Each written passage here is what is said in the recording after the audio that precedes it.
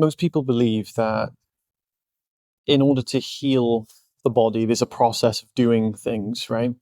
You have to do certain practices, you have to do certain techniques, you have to do certain tricks with the breath, tricks with your mind, these subtle like actions that will somehow like get the body from an unhealed place to a healed place.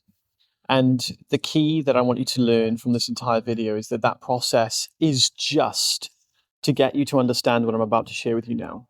Because beyond this point where you're watching in this video, the only thing that's going to matter to you is to what extent you can stop doing those things.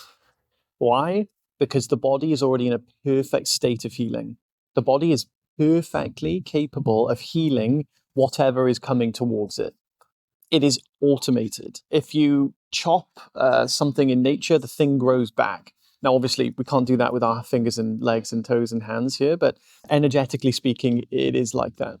What we want to understand is that you cannot heal the body because the body is already healed and it already has a perfect healing system.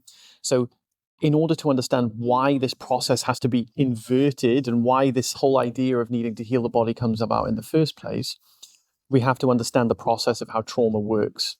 Just before we go into this, I want to help you understand, before I was on this path, I couldn't drink coffee because it gave me so much anxiety. I was suicidal, depressed. There was literally not a single thing I could do without thinking or feeling like I was going to die. I had quite an extreme psychosis. So if I heard a bang, I would think that someone was going to come and kill me. If I walked towards the stairs, I'd think that God was going to trip me up and I'll die. There was just like illogical things like that. So my anxiety was through the roof. My fear was just constant 24/7. And I had a very, very traumatic experience through psychedelics, which you can see on my story, which you can see on my channel. If you click this video somewhere here, there's also another video that I've filmed about this. So if I don't include anything here today for some accident, this video will also be here as well, where you can watch that. The point I'm making is that if all of this was a load of nonsense, I wouldn't be sitting here in a yacht club. I wouldn't be sitting here with pretty much athlete level health. I say that because my actual biometric stats are athlete level. I'm not an athlete at all, right? I don't have a six pack yet. That we can't have everything, right? We can have everything. And this is what I'm here to share with you today. The process that I've gone through is taking me through severe events, not just in my past that I've had to kind of heal from, but even while I have had this understanding, you could say activated. While it's been activated, I've gone through the death of my best friend. I've gone through the death and terminal illness of my sister.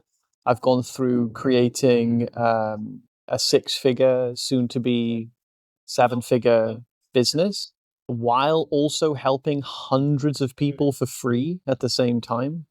I've gone through the death of my ex-girlfriend, who died at the same time as my sister. My dad almost died from a seizure because of the COVID vaccine. You know, these are just off the top of my head. This is all in the past like 3 or 4 years. So the point I'm making is that what I'm about to share with you is significant, extremely significant. Put importance on it is the point I'm making. Trauma and emotion, we have to understand an emotion is a combination of a thought, a complex thought, which is what we call a belief, but we're just going to keep it simple with thought, and a sensation in the body. And what happens is when you're young, I don't know how old I was, very, very young, because my mum was still alive. My mum passed away when I was 10. My mum and dad were arguing. They used to argue all the time. One of the particular arguments, which I remember very vividly, which is always a key sign of trauma when you remember a childhood memory that vividly, is when I was sitting on the sofa. My parents were arguing. They were fighting. My mum pushes my dad, and he falls and bangs his head against the fireplace. And while they're screaming at each other and physically like fighting almost, I'm just staring at the TV screen. And what's happening is that my nervous system does not have the capacity to know what to do when that danger is there. That could have just, that my parents could have been, I could be perfectly safe, but my body doesn't know that. right? To my body, that could be a tiger about to eat me and my family, right? So we don't actually know or understand why the body, in that sense, doesn't know why or understand what is going on, because it doesn't need to know. It just knows there is danger and there was danger.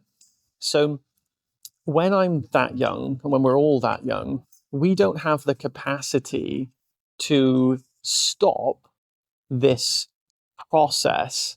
When we're this young, we don't have the capacity to process what's going on. It's illogical to us. So it doesn't make any sense. So basically, what happens is we go, ignore, ignore, ignore. Don't look at it. Watch the TV, watch the cartoon, because if I watch the cartoon, I don't have to face it. And if I don't face it, I'll survive. And all of a sudden, that's what we do, right? Because we can't process what's going on. We don't have the intellectual knowledge and understanding to even, prevent the argument from happening, things like that. We go into fight or flight, and we choose flight. When we're in flight mode, we're watching the TV. We're basically ignoring what's going on. We're facing something that is actually there, and the feeling is being created in the body. And instead of feeling the feeling, processing the feeling, or acknowledging what's going on, we are in complete flight mode, which is basically zoomed in on something else and ignoring what's happening in order to survive. When we do that effectively, which we will all do when we're young, the body remembers that it worked. So it goes, oh, so the last time that this was going on, I survived. So what if I just do that again? So then the next time, now when that happens, your body takes basically a screenshot of every form of sense perception, which includes all colors, sights, sounds, smells, and everything. So the next time you're in a situation similar, this fight or flight response will re-trigger, and it will feel like danger, which is why people have prolonged trauma, even in circumstances which aren't related to the thing that now currently is. So maybe my parents are arguing while I was watching that cartoon. Next time the cartoon comes on, oh, now I'm feeling this thing again. Or the next time I smell the perfume my mum was wearing, oh, I feel like it triggered again, right? And that can happen years, 20, 30, 40 years in the future. So because that emotion was created and it was never processed, it was ignored, it stays within the body. Think of it like that. And then it comes up again because it has to be seen, it has to be acknowledged. In order to digest food, you have to acknowledge it, right? You don't need to heal the digestion of your food. It just has to be acknowledged and let go, literally. So what we're doing is acknowledging. It's a process of acknowledgement. It's a process of awareness. It's not a process of like trying to heal things, right? Doesn't it sound illogical to think of like healing the food that you eat? You don't need to do that. Body takes care of that. We worry about that later when we're on the toilet, right? So, so what we're trying to aim for here is the understanding of complete surrender through the intellect. It'll transcend and bypass the intellect so you understand it better, and you'll naturally have this process of surrendering. So when you're in this mode of fight or flight, again, completely unrelated scenario, you will do the thing you've learned, which is to ignore, which is to not face it, which is to not look at it and go, oh, I'm acknowledging what is going on right now. You just face somewhere else. You use distractions. And that builds up again. And then there's actual new traumas, like an actual event that comes to face you. And now you resist it. Why? Because if you acknowledge it, you'll die. So the only thing you know how to do is resist it. The problem is when you resist it, that is when you suffer. Resistance is the suffering. The thing that's there is not the suffering. We mistake the thing that's there for the suffering, which is what perpetuates the experience of the discomfort and the suffering. When we were there and watching the TV, the parents arguing in that moment, there was no actual suffering going on. The suffering is created after, when we start to treat the actual emotion as the tiger, the event, you see? So it goes from actual event taking place, excitation created, I will ignore it because I want to survive. And then when the next time that happens, and it's in a scenario that's totally unrelated, we think that the emotion is coming to kill us this time. So instead of resisting the event, we resist the emotion. The minute we resist the emotion, that is when we suffer. That's what creates and perpetuates the cycle of suffering. That's what perpetuates and creates the cycle of built-up emotions that last all over time and eventually leading to physical disease. You see, energy stuck in the body turns into physical disease, which is how people get sick. The only other times you can get sick is if you stub your toe, bang your head, or hurt yourself physically. Everything else, I would say Any form of physical ailment is either repressed emotion or like some kind of physical infection, like some kind of caught something, a virus, something like that, because everything else has to be psychological, you see? Now, it doesn't mean that if you get cancer in the future that you've just didn't heal yourself enough. No, no, no, no.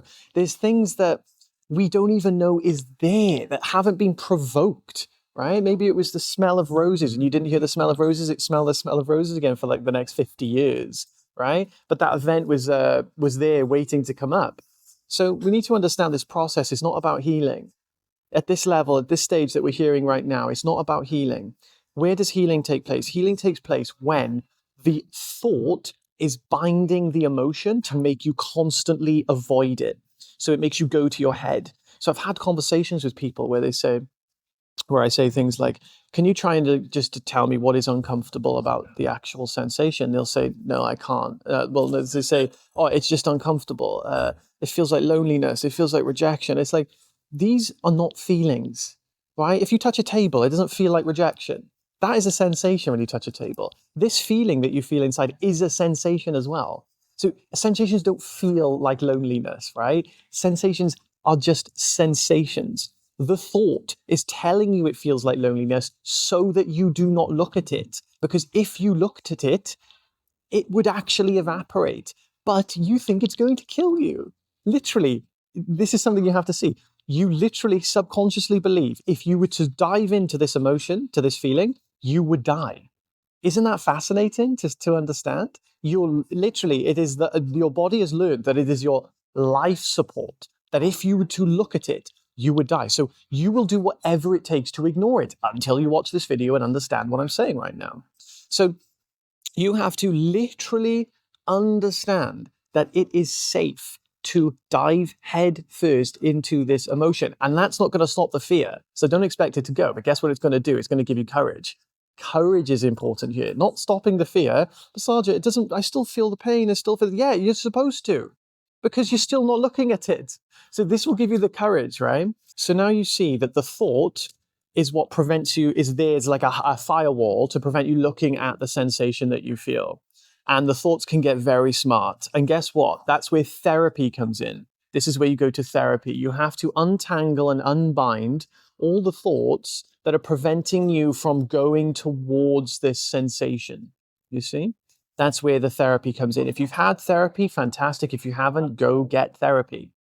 Get it. This video will not do that for you alone. You have to go get therapy. Once you've had that experience, you don't have to have 20 years of therapy. You just need to untangle some of the thoughts that are making you see it. Now you've gone through that process. Some people might not necessarily need therapy, but you have to do your own therapy.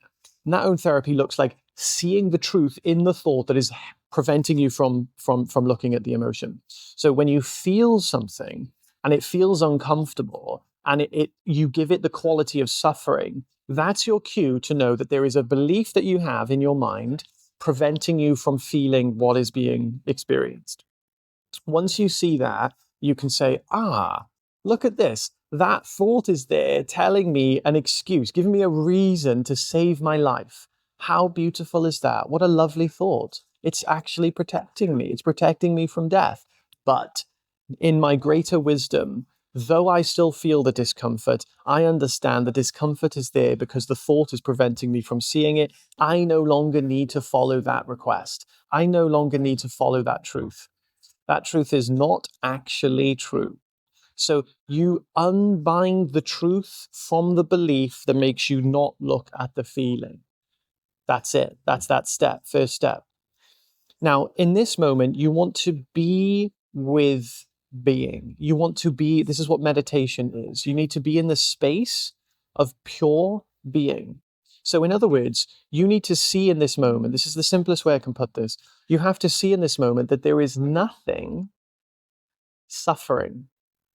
That's it. This step, see that there's actually nothing suffering. Nothing suffering. There's no center suffering. You need to see that right now in your experience. Ask yourself, where is the one suffering? Where is it? Is it in my head? Is it in my armpit? Is it in my finger? Where actually is that? You can't find the hub, the place that you are suffering from. You might experience the suffering, but you don't experience the sufferer. So you must, in this moment, see that there isn't one. Because once you see that there isn't one, this whole process gets a lot easier. Because guess what? When there's no one suffering, there's no one suffering, right? So the suffering is allowed to be there. So now at this stage, the suffering's allowed to be there. Why? Because there's no sufferer. You cannot find it. It's not anywhere in me. I feel like it's I that is suffering, but when I look for that I that is suffering, I don't find an I. You see? And if you do find an I, you've got to keep looking, because that I is obviously something you're observing. If you're observing it, it isn't the I, right? So now that you see that this process is, there's no sufferer, you're open, you're in meditation. Meditation is simply to see there's no central, separate self. Now you're able to actually experience what's going on, what's truly going on. Ask yourself this question. I've ran from this feeling all my life. What is actually happening? Let me put my foot down for a change. Let me actually see. Let's see what's going on. Is this worth getting rid of? I've tried to get rid of it for so long and it hasn't actually worked. Let me just verify. You can just be open. It's very open. I'm just going to verify, do I need to get rid of it? That's a very good question to ask. And you've got to be so open in this moment. You've got to be open enough that if it is worth getting rid of, then you should go ahead and get rid of it after it. You trust yourself. You make a deal with yourself. If it is worth getting rid of, I'll get rid of it after. Perfect. Amazing. Right. We have a deal. So let's check whether it's worth getting rid of. Well, what would be worth getting rid of? Is it, if I put my hands on the table, is it worth getting rid of that? No, not at all. It's just a sensation. It doesn't do anything, right? If I was to lay on a bed, is that worth getting rid of? No. In fact, I kind of like that, right? So what is it about this sensation right here that I want to get rid of? What is worth getting rid of? What is worth all the suffering I've been going through for my entire life? Let me see if it's worth going through that a little bit longer. So you go to this sensation and you ask, what about this do I need to get rid of? What will happen is, in most cases, there's two options. Either you won't find one, amazing, job done, or you'll go, it feels uncomfortable because of this thing. And you will create another thought, right? Firewall comes back up from the mind, preventing you from dying. And you'll give it a quality that justifies the fact that it's painful, hurtful, or that you need to get rid of it. Like it's sharp, it's dense, it's heavy. And what you're going to do is you're going to realize, there it is again.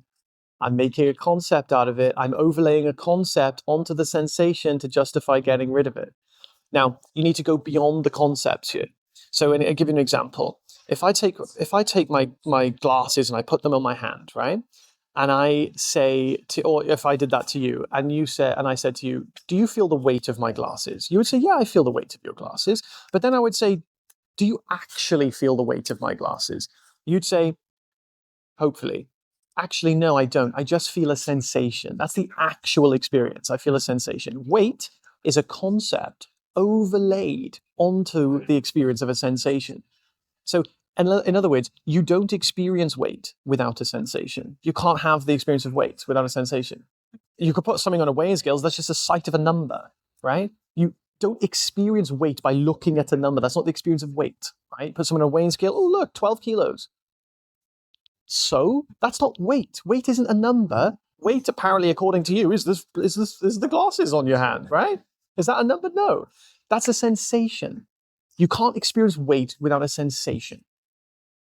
All weight, experience of weight, is a concept overlaid onto a sensation. That's what we call conceptual seeing.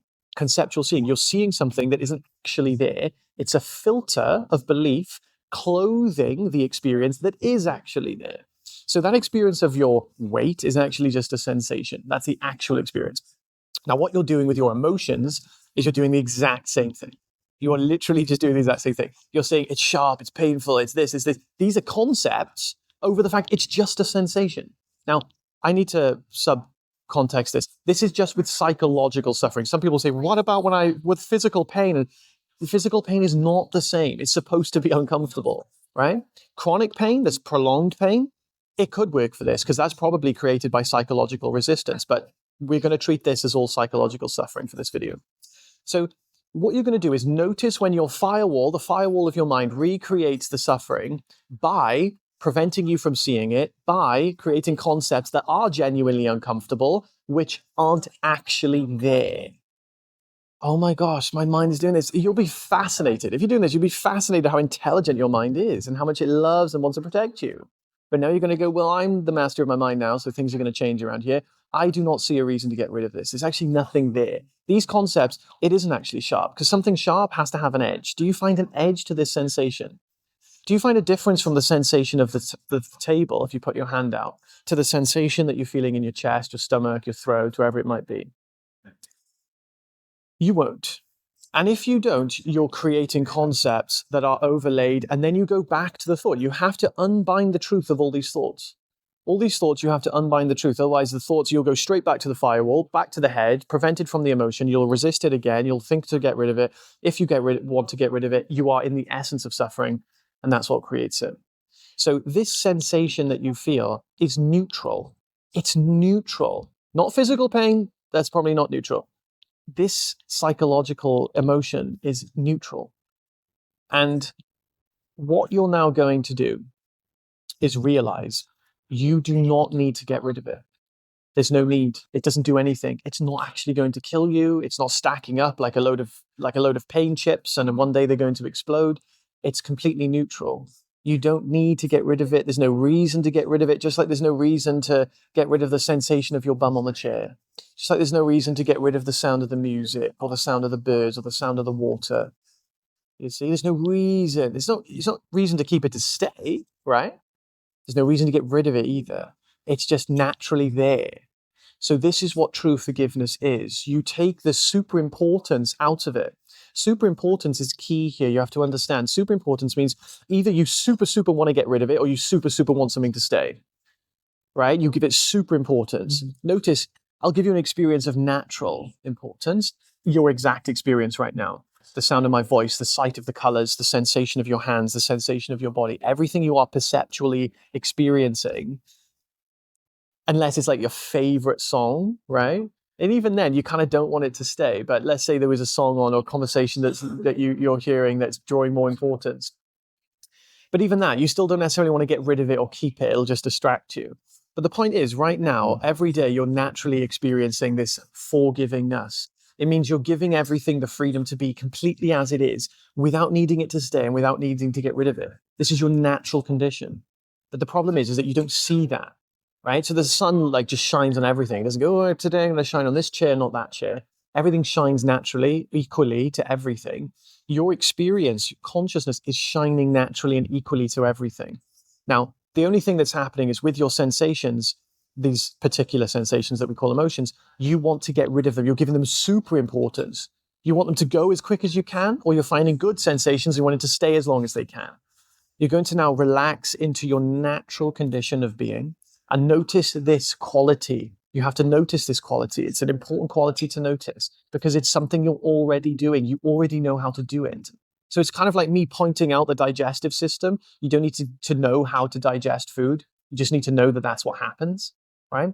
This is your natural digestive system. Being in this complete surrendered state, which isn't a state, it's the natural condition of your experience. You just haven't noticed it yet. So notice this is what true forgiveness is.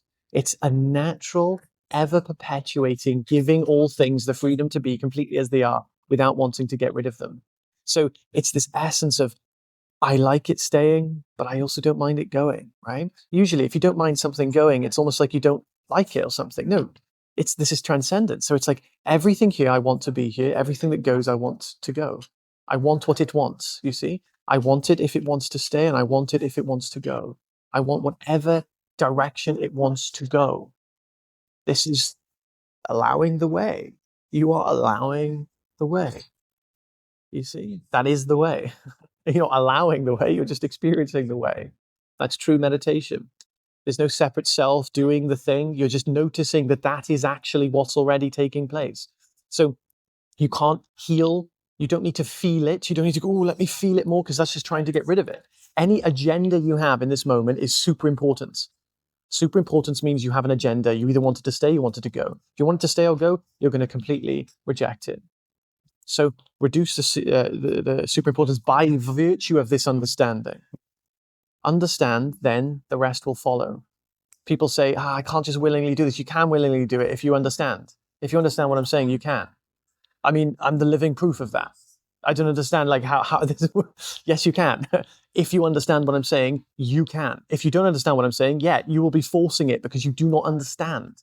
Understanding is experiential. This isn't knowledge. If you understand this conceptually, it doesn't make sense. And you'll just go back trying to heal yourself and do all the same shit that was getting you here in the first place. Healing doesn't need to be done anymore. Healing is healed. You are healed. Now, the process of healing is automated. You see? When I say you're already healed, this doesn't bypass taking accountability for what's going on. Actually, radical accountability should be had at this stage. So at this stage, you are in a radical healing, surrendering, forgiveness, which is your natural condition. You might, the sensation might still be there, but you don't need to worry about it anymore. You've passed the point of no return. Just let the body do its thing. You just need to let the body do its thing. No extra work needs to be done. You see, you don't need to carry on doing the thing and healing it and comparing it to the thing. You only compare it to the sensation. You only do that little activity that I give you just so you can get to understand it on a primary level. Do you think I still do that? I don't need to do that. I already get it. You get the message, you hang up the phone, you see? You have an agenda just provisionally, just to see, should I get rid of it or not? I don't know. Let me check, right? You've got to give your mind that cooperation, you could say. You want to cooperate with your intellect. You want to cooperate with the thing, the firewall, right? Like a Trojan horse. So you cooperate with just for that purpose. After that, don't have any agenda with the emotion. The minute you have an agenda, you're trying to get rid of it or keep it again. Super important. Super importance creates, that sustains it. So you want to let it be like everything else. That is true forgiveness. Your experience right now is in a complete surrendered state. So surrendered, you don't even notice. Be there. That's the place to be. I have a free community where you can sit with me on Thursdays and we can have discussions if you have any questions on this video. Aside from that, I hope this video is helpful. Have an amazing day, guys. Take care.